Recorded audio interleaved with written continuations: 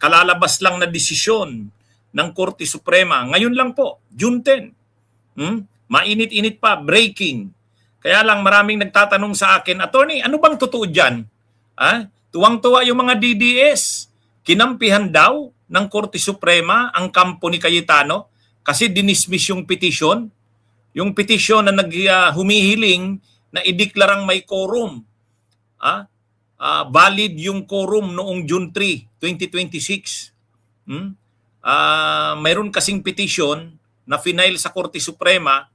Ang hinihiling doon, ideklarang may valid quorum ang session ng Senado noong June 3, 2026. Naglabas ng desisyon ngayong araw lang ang Korte Suprema, mga kabunyog, mga kababayan. Kalalabas lang ng desisyon. Ito ang Supreme Court of the Philippines, Office of the Spokesperson. June 10, 2026, press briefer. The Supreme Court unbanked during its session today, June 10, 2026, acted on the following. GR number E-06540, John Barry T. Tayam versus Senator Alan Peter S. Cayetano, Senator Pilar Juliana Pia S. Cayetano, and Senator Reginald Loren Ligarda. The Supreme Court dismissed the petition filed by John Barry T. Tayam for lack of legal standing. The Supreme Court ruled that Tayam failed to show that he suffered or was at imminent risk of suffering any direct injury from the actions he challenged. So yan mga kabunyog, mga kababayan, so yan yung unbanked decision ngayon. Ngayon lang pong araw. So anong ibig sabihin nito? Ang ibig sabihin ba nito ay kinakampihan ng Korte Suprema ang kampo ni Alan Peter Cayetano? Actually po hindi naman. Hindi naman ni-resolve ng Korte Suprema yung merito ng kaso. Na-dismiss yung petition na final nitong si John Barry Tayam. Actually, itong si John Barry Tayam, teacher ito eh. Bata pang teacher ito. So, nag-file itong si John Barry Tayam ng petition sa Korte Suprema. Ang petition niya ay para i-declare ng Korte Suprema na yung session ng Senado noong June 3, 2026 ay may valid na quorum. Yan yung hiniling niya. Kaya lang, ang naging desisyon ng unbank ng Korte Suprema, sabi ng Korte Suprema, wala ka namang legal standing. Walang legal standing si John Barry Tayam. Ibig sabihin, yung tao, yung individual na nag-file nitong petition na ito ay walang legal standing. Mga kabunyog. Pag sinabing walang legal standing, mga kabunyog, sabi dito sa Korte Suprema, walang legal standing si Tayam na humiling na ideklarang may valid quorum ang sesyon ng Senado noong June 3, 2026.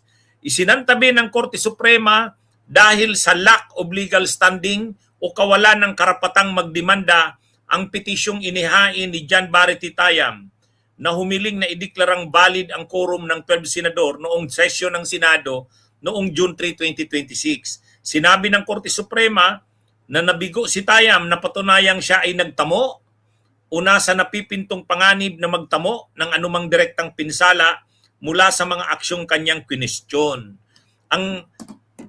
Hindi naman po kasi sino-sino na lang pwedeng mag-file ng petition sa Korte Suprema. Hindi po kahit sino na lang. Kailangan mayroon kang legal standing. Ibig sabihin, katayuang legal. Paano mo masasabing ikaw yung may katayuang legal? Ikaw ay may katayuang legal. Legal standing. Ikaw ba ay mapipinsala? Magsasuffer ka ba dito sa usapin na to? Unang-una, ordinaryong mamamayan lang naman si John Barry Tayam. Ordinaryong mamamayan, hindi naman siya sangkot doon sa issue na yon. Ha? Ang pwedeng maging party in interest dyan o legal standing, may legal standing or may katayuang legal, yung mga senador. Yung mga senador, halimbawa, yung kampo nila Gatchalian, pwede nilang hilingin sa korte na Korte Suprema na ideklara nito na may legal na valid yung quorum. Pero hindi kasi bakit sila? Kasi silang mga senador ang talagang may legal standing diyan. Itong ordinaryong mamamayan, wala naman siyang legal standing. Sabi nga dito sa paliwanag, ang sabi ng ang sabi ng Korte Suprema, hindi naman napatunayan ni Tayam na siya ay nagtamo ng panganib o kaya siya ay nasa napipintong panganib na magtamo ng anumang direktang pinsala. Kumbaga, ano ba ang injury kay Tayam? Ano ang injury kay Tayam dun sa petitioner na karaniwang mamamayan na yon? Ang karaniwang mamamayan, pwede siyang maging petitioner sa ganyang mga issue. Mayroon siyang locus standi or legal standing, pwede niyang i-invoke diyan yung pagiging taxpayer niya. Pero hindi naman automatic na pwede mong gamitin yung taxpayer. Sasabihin mo, ordinary citizen ako pero taxpayer ako. Hindi naman lahat ng panahon nagagamit 'yon. Hindi naman lahat ng panahon nagagamit yung sasabihin mo taxpayer ka. Sa ilang mga cases pwede 'yon. Ngayon, dahil ordinary siyang citizen, hindi naman siya mapipinsala ng nangyari ng usapin na 'yan. So anong legal standing niya? Wala siyang legal standing, wala siyang katayuang legal. Kaya sa madaling sabi, hindi naman tinats ng Korte Suprema yung issue o merito ng petisyon. Hindi naman tinats doon yung issue ng may quorum ba talaga o wala? Valid ba yung quorum ng 12 na senador noong June 3 o hindi? Wala, hindi nag-touch sa ganong issue. Ang Korte Suprema nag-touch na lang dun sa issue ng legal standing.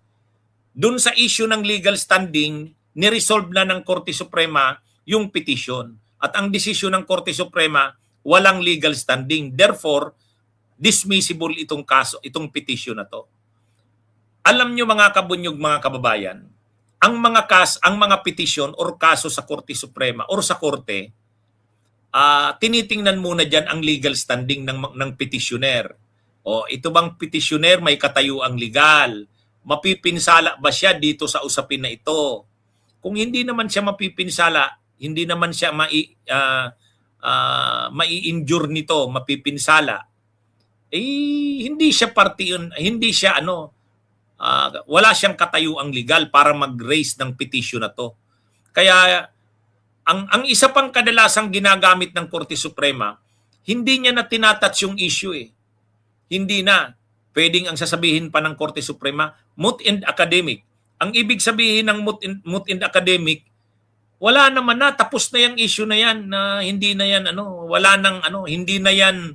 hindi na yan napapanahon, lipas na, moot and academic. Ibig sabihin, hindi naman talaga inadresan ng Korte Suprema yung main issue. Pwede na kasing madismiss kasi yung mga petition sa mga dahilan na una, walang katayuang legal yung nagpetisyon. Or kaya, moot and academic. Pwede yon. Dito sa kasong itong petition na final sa Korte Suprema, hindi na nag-touch sa issue ang Korte Suprema. Yung valid ba talaga yung 12?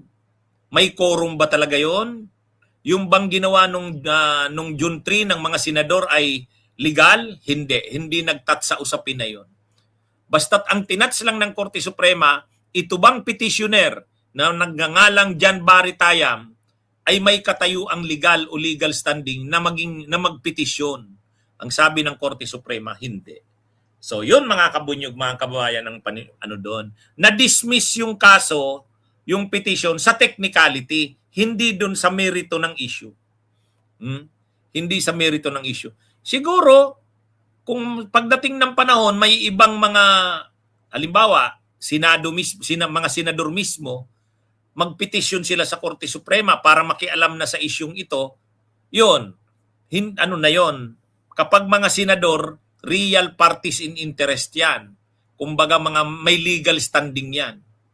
Pero itong si John Barry Tayam, hindi. Ngayon, pwede mo bang sabihin, hindi, taxpayer naman siya. Hindi naman lahat ng panahon pwedeng magamit yung pagiging taxpayer bilang patunay na ikaw ay party in interest. Pwede yon sa ilang selected cases, pero hindi sa lahat. Okay, mga kabunyog, mga kababayan, magandang araw sa inyong lahat. Kaya ito, sa madaling sabi, hindi naman dapat magmalaki ang mga DDS na parang panalo si Cayetano diyan, hindi. Hindi naman dinesisyonan ng Korte Suprema yung main issue. Okay. Bunyog, halikan na kasama ka. Bunyog, kapag buklod ay may pag-asa. Luzon, Visayas, Mindanao, isa ang pananaw. Sa bagong Pilipinas ang bunyog isisigaw. Bunyog.